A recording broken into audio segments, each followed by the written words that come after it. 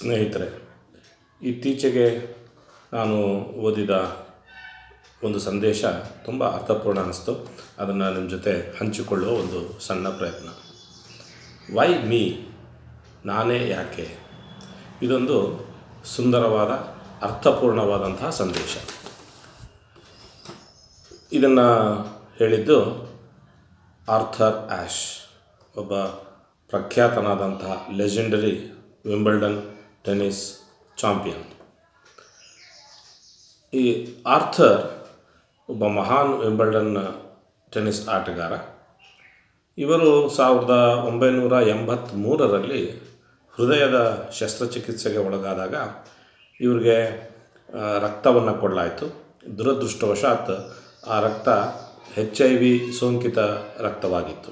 ಹಾಗಾಗಿ ಇವರು ಕೂಡ ಏಡ್ಸ್ ರೋಗಕ್ಕೆ ಬಲಿಯಾಗ್ತಾರೆ. ನಂತರ ಏಡ್ಸ್ ರೋಗದಿಂದನೇ, ಆ ಮಹಾಮಾರಿ ರೋಗದಿಂದ ಇವರು ನರಳಿ ಇಹಲೋಕವನ್ನು ತ್ಯಜಿಸ್ತಾರೆ.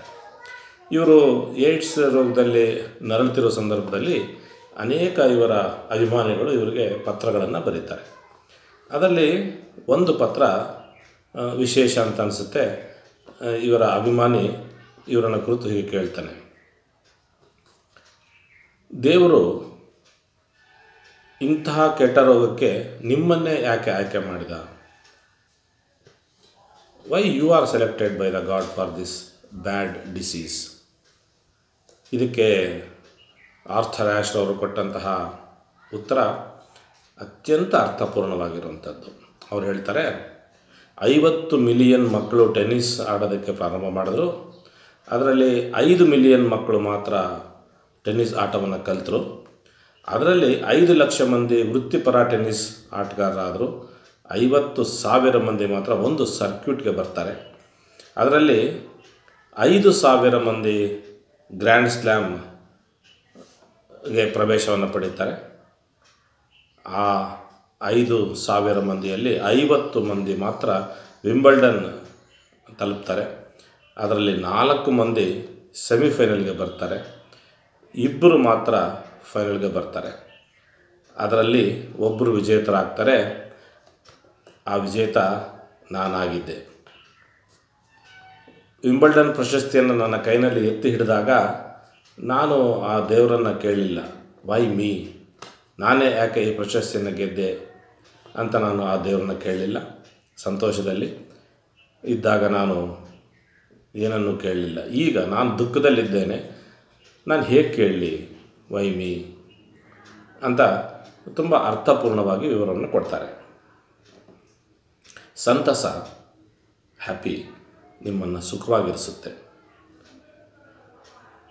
ಟ್ರಯಲ್ಸ್ ನಿಮ್ಮನ್ನು ಬಲಿಷ್ಠವನ್ನಾಗಿಸುತ್ತೆ. ದುಃಖ ನಿಮ್ಮನ್ನು ಒಬ್ಬ ಮನುಷ್ಯನನ್ನಾಗಿ ಮಾಡುತ್ತೆ.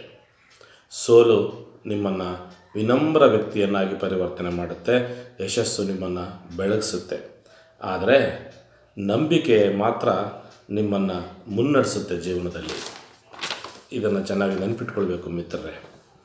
ಕೆಲವೊಮ್ಮೆ ನಿಮ್ಮ ಜೀವನದ ಬಗ್ಗೆ ನಿಮಗೇ ತೃಪ್ತಿ ಇಲ್ಲದಿದ್ದಾಗ, ನೆನಪಿರಲಿ, ಪ್ರಪಂಚದ ಬಹಳಷ್ಟು ಜನ ನಿಮ್ಮ ಥರ ಜೀವನವನ್ನು ಮಾಡಬೇಕು ಅಂತ ಅವ್ರ ಕನಸನ್ನು ಕಾಣ್ತಾ ಇರ್ತಾರೆ.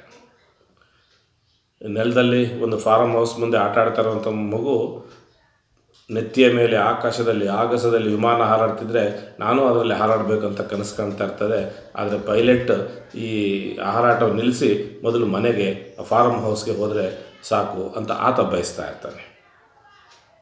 ಇದೇ ಅಲ್ವೇ ಜೀವನ? ಹೌದು, ಇದೇ ಜೀವನ. ನಿಮ್ಮ ಜೀವನವನ್ನು ಸಂತೋಷವಾಗಿ ಕಳೆಯಿರಿ, ಸಂತಸದಿಂದ ಕಳೆಯಿರಿ. Enjoy your life my dear friends. ಹಣ, ಅಂತಸ್ತೆ ಸಂತೋಷಕ್ಕೆ ಮೂಲ ಕಾರಣ ಅಂತ ನೀವು ಭಾವಿಸೋದಾದರೆ, ಈ ಪ್ರಪಂಚದ ಪ್ರತಿಯೊಬ್ಬ ಶ್ರೀಮಂತನು ಬೀದಿಗಳಲ್ಲಿ ನೃತ್ಯ ಮಾಡಬೇಕಾಗಿತ್ತು, ಸಂತೋಷದಿಂದ ಕುಣಿದಾಡಬೇಕಾಗಿತ್ತು. ಆದರೆ ಆ ಥರ ಕುಣಿಯೋದು ಯಾರು ಗೊತ್ತೇ? ಬಡ ಮಕ್ಕಳು ಮಾತ್ರ ಅತ್ಯಂತ ಸಂತೋಷವಾಗಿ ಕುಣಿತಾ ಇರ್ತಾರೆ, ಎಲ್ಲವನ್ನು ಮರೆತು.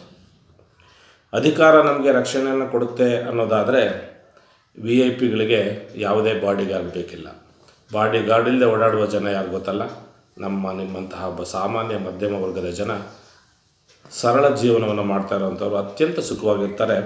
ಅಷ್ಟೇ ಗಾಢವಾದ ನಿದ್ರೆಯನ್ನು ಕೂಡ ಅವರು ಮಾಡೋದಕ್ಕೆ ಸಾಧ್ಯ. ಸೌಂದರ್ಯ ಹಾಗೂ ಕೀರ್ತಿ ಒಳ್ಳೆಯ ಸಂಬಂಧವನ್ನು ಕೊಡುತ್ತೆ ಅನ್ನೋದಾದರೆ ನಮ್ಮ ಪ್ರಪಂಚದ, ನಮ್ಮ ದೇಶದ ಎಲ್ಲ ಸೆಲೆಬ್ರಿಟೀಸ್ಗಳ ಜೀವನ ತುಂಬ ಸುಂದರವಾಗಿರಬೇಕಾಗಿತ್ತು. ಆದರೆ ಅನೇಕ ಸೆಲೆಬ್ರಿಟೀಸ್ನ ದಾಂಪತ್ಯ ಜೀವನ ಅರ್ಥವನ್ನೇ ಕಳ್ಕೊಂಡಿದೆ. ಸರಳವಾದಂತಹ ಜೀವನ ನಡೆಸುವಂತಹ ವ್ಯಕ್ತಿಗಳ ಬದುಕು ತುಂಬ ರಸಮಯವಾಗಿರುತ್ತೆ, ಅರ್ಥಪೂರ್ಣವಾಗಿರ್ತದೆ. ಹಾಗಾಗಿ live simply, be happy, walk humbly and love genuinely. Why me? It is a beautiful message. Thank you all.